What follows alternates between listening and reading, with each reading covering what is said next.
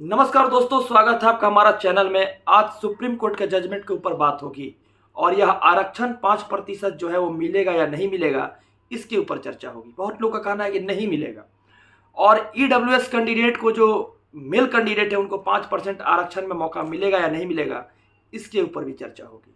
आपको freedom fighter से लेकर कटअप का जो लिस्ट है इसका भी मैं बता देता हूँ और साथ साथ कल के बाद बहाली का रास्ता साफ हो जाएगा। तो कल जो बहाली होने वाली है, कल के बाद, कल शाम से ही, देर शाम से ही हो सके तो रिजल्ट का जो जारी होने वाला प्रोसेस है, आप बीपीएससी के माध्यम से देखिएगा, कंप्लीटली आने लगेगा। तो कल जो सुप्रीम कोर्ट में होने वाली है, सुप्रीम कोर्ट के अंदर जो कल केस होने वाली है, उस केस के ऊपर हम बता देते हैं कि कल जो एसएलपी है, उस एसएलपी पे चर्चा होगा और बिहार सरकार दूसरी रीट पिटीशन में जाए या नहीं जाए, उसको रिजल्ट देना है। उसको रिजल्ट देना है क्योंकि समय बहुत कम है और बीपीएससी जो है अपने समय के अनुसार चलती है। तो कल आपका फैसला हो जाएगा, यह पक्ष बीएड का हो या डीएलएड का हो, जो भी हो, लेकिन कल रिजल्ट का पक्ष आ जाएगा और कल के बाद ही बहाली सुनिश्चित हो पाएगा। और 100% सीट पर बहाली होने के लिए लगातार ट्विटर कैंपेन भी करेंगे हम। आप लोग सारे लोग साथ दीजिए, यह एक सप्ताह आप सारे लोगों के लिए बहुत ही बहुमूल्य है।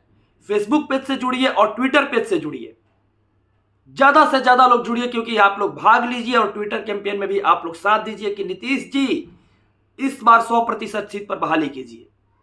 अगर ज्यादा से ज्यादा लोगों की बहाली होगी तो ज्यादा से ज्यादा लोग का घर खुशहाल रहेगा।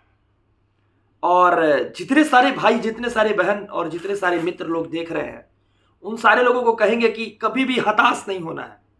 आपको बता देते हैं, बीपीएससी टीआरई 2 में फिर 1 लाख सीट आएगी, इसके बाद उससे ऊपर ही आएगी। लेकिन 70,000 75,000 सीट तो अभी कहा जा रहा है, लेकिन कितना सीट पर बहाली होगी, जो सीट बच जाएगी वो अगला बेर में आ जाएगी। तो अतुल प्रसाद सर अपने समय अनुसार रिजल्ट देकर नौकरी के लिए बीपीएससी टीआरई 2 में भी मौका देने वाले हैं। अब बहुत ही जबरदस्त वैकेंसी है ये। तो सारे भाइयों को, जितने सारे लोग हैं, जितने सारे लोगों को वैकेंसी में मौका मिल रही है, उन लोग को नौकरी मिल रही है। उसके बाद सेकंड फेज में भी जो लोग बीपीएससी टीआरई 1 में बैठे हैं, उनको बीपीएससी टीआरई 2 में बैठने का मौका मिलेगा। यानी 6 to 8 में जो डीएलएड कैंडिडेट है, उनको बहाली में पूर्ण रूप से मौका मिलेगा और जो लोग ग्रेजुएशन किए हैं, उनकी बहाली में सहभागिता रहेगी। तो डीएलएड कैंडिडेट आप जो भी हैं, आपको फिर से एक मौका मिल रहा। अगर आप ग्रेजुएशन है तो आपको इस बहाली में मौका मिलेगा। और साथ साथ जितने सारे कैंडिडेट, जितने सारे लोग हैं, उन सारे लोगों को यही कहेंगे कि आप लोग अपना कागज तो रेडी कर लिए हैं, अगर रेडी नहीं किए तो रेडी कर लीजिए। और जैसे जैसे शिक्षा विभाग का लेटर निकलते जाएगा, वैसे वैसे बहाली नजदीक आते जाएगी। और इस पर्व के अवसर पे हमको लगता है कि छठ पूजा खत्म होगा तो हम लोग का एग्जाम स्टार्ट हो जाएगा और टीआरई 2 हो जाएगा हम लोग का। लेकिन हम लोग का एग्जामिनेशन तो होगा ही होगा, लेकिन माध्यमिक, उच्च माध्यमिक का अभी ज्वाइनिंग बहुत जल्द देगा सरकार, क्योंकि जो लेटर निकाला है डाइट के तरफ से, डाइट कॉलेज जितना सारे हर जिला में है, उन जिला में भी सारी बहाली की प्रक्रिया जारी है। और जितने सारे ग्रुप में अफवाह बातें चल रही है, सब कुछ चल रहा है, एक चीज पे ध्यान नहीं देना है। और इन सारी बातों पर ध्यान देने से आपको और हमको कुछ मिलने वाला नहीं है, क्योंकि जो कागज सुप्रीम कोर्ट पहुंचना था वो तो पहुंच गया।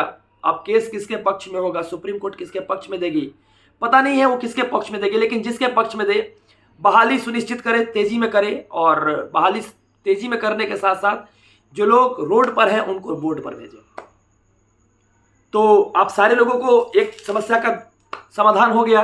और एक समस्या और है कि जो भाई बैठे हैं एग्जामिनेशन में, उन लोग भी कह रहे हैं कि, मांग कर रहे हैं कि सर मेरा बहाली होना चाहिए। तो ये आधारित सुप्रीम कोर्ट के फैसला के ऊपर है। फैसला उसका क्या रहेगा, किस तरह से रहेगा, तो सुप्रीम कोर्ट ही करेगा। और एसएलपी बिहार सरकार लेकर गई थी, उस दिन वापस ली थी, लेकिन अगला एसएलपी लेकर जाएगी या नहीं जाएगी बिहार में पता नहीं अभी। लेकिन पता नहीं 13 तारीख के दिन पार्टी बनी है या नहीं बनी है, कि आगे क्या प्रोसेस रहेगा, किस तरह से रहेगा। ये सरकार पहले से भी बहाली में लगातार अड़ंगा लगाते आई है और आगे की बहाली में इसमें अड़ंगा लगाए, इससे पहले है कि हम लोग ऐसा कोई गलती नहीं करें, ये अड़ंगा बहाली में लगे और हम लोग की बहाली में लेट हो। तो जो लोग बैठे हैं, जो लोग कह रहे हैं, उन लोगों को कहेंगे कि नहीं, किसी का कोई साथ दीजिए ही मत। अगर आप साथ दीजिएगा तो उन लोग मिलकर ही अड़ंगा लगाएंगे बहाली में। तो अड़ंगा लगाने से अच्छा है कि हम लोग अपना काम करेंगे और बहाली के नाम जो समय है उस समय पर बहाली करेंगे। तो और एक चीज और सारे लोगों को कहेंगे कि आप लोग जो भी कैंडिडेट हैं जिनका टीआरई 2 में या टीआरई 1 में जिनका क्वेश्चन है, जो भी क्वेश्चन है टीआरई 2 के लिए, तो सिलेबस और साथ साथ आपको जो भी एग्जामिनेशन डेट, सिलेबस और आपका कागज समय के अनुसार सब कुछ पता चलते जाएगा। नोटिफिकेशन जल्द से जल्द आ जाए, जैसे विशिष्ट शिक्षक का आ गया वैसे इसका भी आ जाए, तो आप लोग का इसका भी नोटिफिकेशन पता चल जाएगा। तो इसके ऊपर भी जल्द हो जाएगा कि नहीं। अब बहुत लोग कैंडिडेट, बहुत तरह का कैंडिडेट है, उनकी समस्या उस समय ही पता चलेगी, लेकिन कागज संबंधित जो भी समस्या था उसको पूरा कर लेना जरूरी है। और कल के बाद ये फाइनल हो जाएगा कि बहाली किस दिशा में हो रही है और किसको किसको सरकार ले रही है। तो ये एक बहुत बड़ा न्यूज़ था और आप लोगों के लिए ये भी कहेंगे कि अपनी तैयारी और अपनी सोच सूझबूझ से आप लोग काम कीजिए। जो लोग डीएलएड कैंडिडेट भी हैं वो 6 to 8 में भी आने के लिए प्रयास कीजिए। ये छोटी मोटी हरकत, छोटी मोटी बातचीत करने से या छोटी मोटी इधर उधर बात, अब बहुत सारे ग्रुप में बहुत सारी बात भी होती है, तो वहाँ रहने से, कुछ बोलने से अच्छा है कि आप लोग अपना काम का बात कीजिए और बहाली को एक तरफ से सरकार जो कर रही है उसके ऊपर छोड़ दीजिए कि सरकार को मौका नहीं मिले कि ये चीज़ यहाँ पर फंसा हुआ है, ये चीज़ यहाँ पर फंसा हुआ है। अगर सरकार फंसा के रखेगी तो फिर दिक्कत होगा, आपको भी दिक्कत होगा और हमको भी दिक्कत होगा, क्योंकि टीआरई 2 में हम हैं। आप बहाल हो जाइएगा तभी हम बहाल होंगे, और हमारा मकसद यही है कि पहले आप बहाल हो जाइए। आप बहाल हो जाइएगा तभी ना हम स्टेट में आएंगे। तो हाई स्कूल के टीचर हम तभी ना बनेंगे जब आप प्राथमिक स्कूल के बन जाइएगा। तो मेरी मकसद यह है कि जल्दी से जल्दी बहाली हो जाए, और बहाली हो जाएगी तो आपका तो रिजल्ट आ ही रहा है। सरकार किसी भी पक्ष का रिजल्ट दे देता है तो फिर हम लोग का भी बहाली आ जाएगा, नहीं तो नवंबर में अगर आचार संहिता लग जाएगा ना तो किसी का बहाली नहीं होगा। तो सरकार को मौका नहीं देना है। हर किसी को ट्विटर कैंपेन से जुड़िए, हर कोई ट्विटर पेज को फॉलो कीजिए, फेसबुक पेज को लिंक दिया वहां पे फॉलो कीजिए, वहां से आप लोग को मौका मिलेगा जुड़ने का, और जुड़िएगा, डिजिटल मीडिया से कनेक्टेड रहिएगा। तो हम लोग कंटेंट बना के सरकार से हम लोग अपील करेंगे कि जल्दी से जल्दी 100% सीट पर बहाल कीजिए और 5% आरक्षण दीजिए। 5% आरक्षण देने से होगा क्या कि जल्दी से जल्दी आप लोग की जितना ज्यादा से ज्यादा लोग हैं, जैसे 2 नंबर 3 नंबर 4 नंबर से जो लोग छट रहे हैं, उनका भी नौकरी सुनिश्चित हो जाएगी। जब बिहार सरकार उतना फंड पास कर ही दिया है तो सरकार को नौकरी देने में क्या दिक्कत है। 4 साल के बाद ये बहाली आई है, और मान लीजिए कि अनुसूचित जाति जनजाति का जो सीट खाली रह जाता है, ईडब्ल्यूएस का जो सीट खाली रह जाता है, और जो भी अत्यंत पिछड़ा वर्ग के लोग हैं, चाहे जो भी वर्ग में सीट खाली रह जाता है उसको भर दीजिए। जब आपका फंड निकल ही गया, आपका जब सारा कुछ हो ही गया, तो सरकार से यही अपील है ना कि ज्यादा से ज्यादा सीट पे बहाली कीजिए। तो यह एक बहुत बड़ी नीति है हम लोगों की कि ज्यादा से ज्यादा सीट पर बहाली हो। और आपकी क्या नीति है आप कमेंट सेक्शन में बताइए। और आगे हम लोगों को क्या करना है ये हम नहीं तय करेंगे, ये आपके कमेंट सेक्शन तय करेगी कि क्या क्वेश्चन आपका है। अगर जो क्वेश्चन रहता है उस क्वेश्चन के ऊपर मेरा जवाब भी रहेगा, और उस जवाब के तलब में हम जो काम करना होगा करेंगे। किसी भी व्यक्ति को घबराने की जरूरत नहीं है। अगर कोई व्यक्ति घबराता है, कोई तरह का समस्या है पटना में, मान लीजिए कि एसटीईटी से रिलेटेड समस्या है, बीपीएससी से रिलेटेड समस्या है, तो आप कमेंट कीजिए, फेसबुक पेज को फॉलो कीजिए, वहां से भी आपको उस समस्या का समाधान मिलेगा। ठीक है, और कोशिश यही रहेगी जितने सारे समस्या की लिस्ट बनाकर हम जाएं और आयोग में इसका चर्चा करें, और अगला दिन आपके समस्या को हम समाधान के तरफ ही ढूंढें। ज्यादा से ज्यादा आप लोग पटना में आकर भीड़ लगाइएगा, और ज्यादा से ज्यादा आप लोग आयोग में आइएगा, तो आयोग का जो लोग होते हैं वो लोग थोड़ा इरिटेट हो जाते हैं और गलत को भी सही कहने लगते हैं, क्योंकि जब माइंड का इरिटेशन होता है तो थोड़ा प्रॉब्लम होती है। तो यहां हम लोग को नहीं करना है, ये काम नहीं करना है।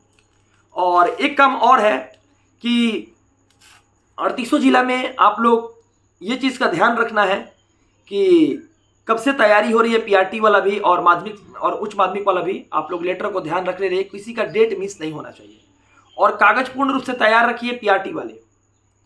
पीआरटी वाले पूर्ण रूप से कागज तैयार रखिए। जो जो डॉक्यूमेंट आप लोगों ने अपलोड किया है और जो जो डॉक्यूमेंट आप लोग के पास आ गई है, आप सारे लोग इसकी तैयारी रखिए। और तैयारी जब हो जाता है तब उसके अनुसार क्या कीजिए कि जो जो गलती हुआ है उसका एफिडेविट बनवाए होंगे तो वो भी आप रखिए। ठीक है, तो आप लोग से उम्मीद करेंगे, क्योंकि देखिए जो गलती हुआ बिहार सरकार लास्ट में क्या करेगी ना कि अपने तरफ से आपका डॉक्यूमेंट अपलोड करेगी पोर्टल पे, और वो पोर्टल पे लाइफ टाइम रहेगा। तो इसलिए आप लोग अपना डॉक्यूमेंट तैयार रखिए, और जो भी समस्या होगी उस समस्या का समाधान भी किया जाएगा। लेकिन घबराने से और बोलने से या और कुछ करने से नहीं होगा। तो ध्यान रहे इस बात का, और आगे भी आप लोगों से कहेंगे, सारे लोगों से, कि कोई भी समस्या होता है पटना में तो उसको पूरा करने के लिए भाई आपका बैठा हुआ है और कोशिश करेगा कि हर मांग आपकी पूरी हो।